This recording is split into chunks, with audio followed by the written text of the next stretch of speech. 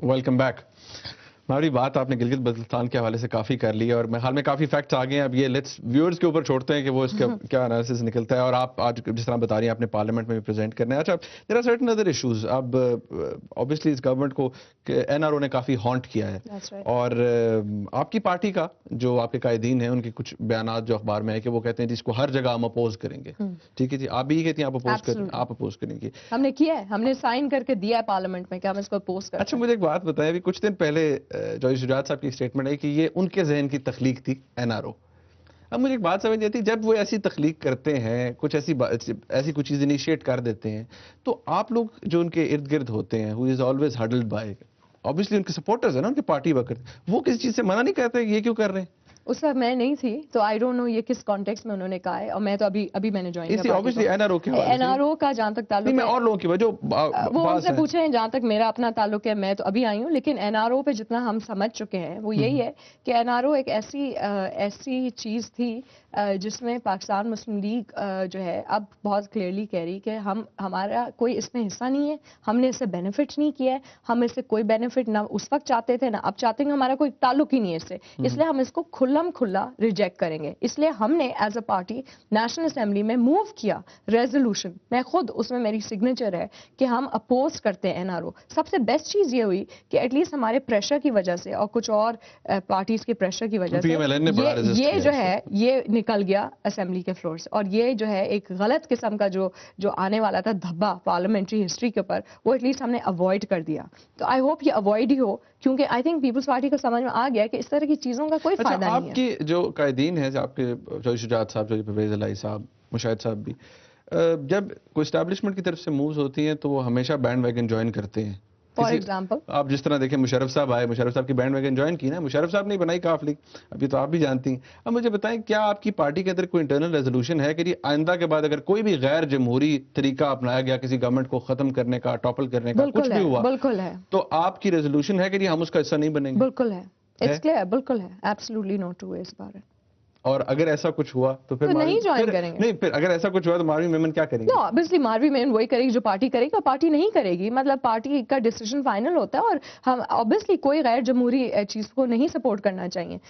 سو یہ تو کلیئر ہے, اس میں تو کوئی دو رائے ہو نہیں سکتی. کیونکہ آپ کی obviously پچھلے دن آپ کو یاد ہے پنجاب میں گورنر رول لگا, تو آپ کی سیاسی قائدین کی ملاقات بھی ہوئی زرداری صاحب سے, کچھ اس کے بارے میں بھی لوگ کہتے ہیں کہ جی اس وقت بھی کافی چرچا تھا کہ شاید کاف لیگ کے ساتھ مل کے حکومت بنانے کی چاہتی تھی. کوئی حکومت نہیں بنی, ہم اس وقت بھی اپوزیشن میں تھے, آج بھی اپوزیشن میں ہے. بیسٹ چیز اس میں یہ ہے کہ پاکستان مسلم لیگ وہ واحد جماعت ہے جو شروع میں سے اپوزیشن میں رہی ہے ان 2 سالوں میں, اور ایکچولی اپوزیشن کر کے دکھائی ہے. باقیوں نے تو میٹھی اپوزیشن کی, ہم نے تگڑی کر لی اپوزیشن. میٹھی اپوزیشن کا مطلب آپ کیا کہتی ہیں؟ میٹھی اپوزیشن ڈپلسٹی گلور ہے. مطلب جب آپ ڈپلسٹی سوچتے ہیں نا کہ مطلب مفاد, مطلب اب اس میں کس طرح سے ایکسپلین کروں کہ آپ جو ہیں 2 آپ کے چہرے ہیں اور آپ دونوں چہرے اپنے دکھانا چاہتے ہیں کہ جب آپ کو سوٹ کرتا ہے تو آپ گورنمنٹ کے ساتھ پبلکلی تگڑا مطلب کریٹیکل ہو جاتے ہیں, اور اندر سے آپ پی ایل این کو انویسٹیگیٹ کریے. مجھے بتائیں, آپ کہہ رہی اب جس طرح این آر او ہے اس کے اوپر ان کا سٹانس دیکھ لیں, جو کیری لوگر بیل اٹھاتے ہیں نا, وہ بیسٹ ایگزامپل ہے. کیری لوگر پہ میرے ویسے آپ سے بات کرنی ہے,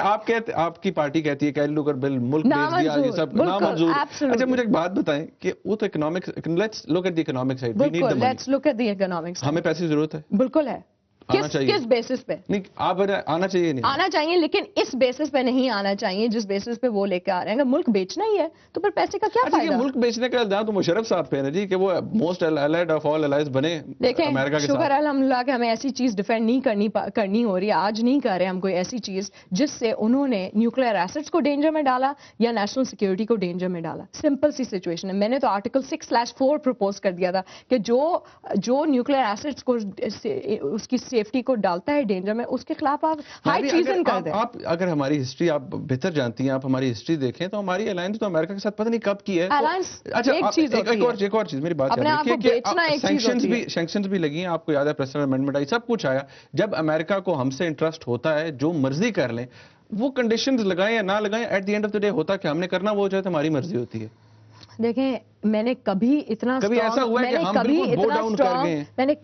اسٹرانگ سٹانس نہیں لیا ہے جتنا میں نے کیری لوگر پہ لیا. میری بہت چھوٹی سی پولیٹیکل پارلیمنٹری ہسٹری میں 2 سال میں نے اس لیے لیا کیونکہ میں نے اس کا پورا ٹیکسٹ پڑھا اور میں نے انگریزی سمجھی. اور میں حقانی صاحب کو بتانا چاہتی ہوں کہ ہمیں انگریزی آتی ہے, اور جب ہم نے انگریزی سمجھی تو ہمیں نظر آ گیا کہ آپ بلیک واٹر کو بھی الاؤ کریں اس بل کے تحت. اس میں لکھا ہوا تھا کافی, ابھی میرے پاس وہ کاغذات نہیں تو آپ کو وہ بھی فر پڑھ کے سنا دیتی. اور آپ اس میں نیوکلیر ایسٹس آپ ٹوٹلی اپنا کنٹرول جو ہے دے رہے ہیں, آپ کی ایکوزیشن نہیں ہو سکتی اس کیری لوگا کے تحت. تو اگر آپ کو اس طرح کا ملک چاہیے جو گروی ہے تو ٹھیک ہے آپ لے لیں, میں تو اس کا حصہ نہیں بننا چاہ رہی, کیونکہ میں نے جواب دینا ہے ہسٹری کو کہ جی جب آپ کے پاس یہ چوائس آئی تو آپ نے کیا کیا, آپ نے ملک کو گروی رکھ دیا for the sake of pittance dollars, pittance ہے وہ. مجھے ایک بات بتائیں کہ آپ لوگوں کو جو اسسٹنس ملتی رہی ہے, مشرف صاحب کے دور کی بات کرتے ہیں, وہ کہتے ہیں کہ وہ بھی میرے پاس موجود ہے کنڈیشنلٹیز کے بغیر بالکل نہیں ہے. ہم ویٹ کر رہے ہیں 2 مہینے ہو گئے. وہ کہتے ہیں کہ جو لوگ پارلیمنٹ پہ, وہ کون کہہ رہا ہے؟ قریشی صاحب کہتے ہیں. قریشی صاحب نہیں کہہ رہے, قریشی صاحب نے تو کل انٹرویو رات کو چلا ہے ہمارے ٹی وی پہ, نجم سیٹھی صاحب کے ساتھ بیٹھ کے انہوں نے کہا ہے کہ جی میرے پاس موجود ہے. مجھے قریشی صاحب کی شکل میں کیری نظر آتا ہے, وہ کیری کہہ رہا ہے اور وہ قریشی نہیں کہہ رہا. تو وہ ایز سچ اگر اتنی ایویڈنس نہیں تو کدھر ہے بھائی, دکھا دیں ہمیں بھی, ہم بھی ویٹ کر رہے ہیں. اچھا جو $12 بلین آیا تھا بغیر کسی کنڈیشن کے آیا تھا, آئی ڈونٹ نو کیا کنڈیشنز تھیں, لیکن یہ کنڈیشنز تو نہیں کہہ سکتی تھی نا. آپ کو آئی ہیں کنڈیشنز ہاتھ میں, مجھے تو آ گئی ہیں, کیری لوگر کی کنڈیشنز آ گئی ہیں, وہ ایک فیکٹ ہے. اگر خدا نہ خاصا کوئی ایسی غلط قسم کی کنڈیشنز ہوتی پریزیڈنٹ مشرف کے اس وقت کی سائننگ میں تو لے آئے سامنے, ہمیں تو نظر نہیں آئی ہے نا. جب تک وہ ہمیں پروو نہیں کرتے تب تک ہم نہیں گلٹی ہیں اس پوائنٹ پہ. ہم کا مراد یہ کہ اگر پی ایم ایل اس وقت تھی حکومت میں تو پی ایم ایل نے ایسی کوئی کنڈیشنالٹیز پہ سائن آف نہیں کیا تھا. یہ میں فیکچوئل سچویشن سامنے رکھ رہی ہوں, نہیں تو پھر مسئلہ یہی ہوا نا, جب ایک حکمران یا ایک لیڈر یا ایک گورنمنٹ اتنا زیادہ سٹینڈ لیتی ہے اور اپنے آپ کو گروی نہیں رکھنا چاہتی تو پھر اس کا ٹائم آ جاتا ہے چھٹی کے لیے.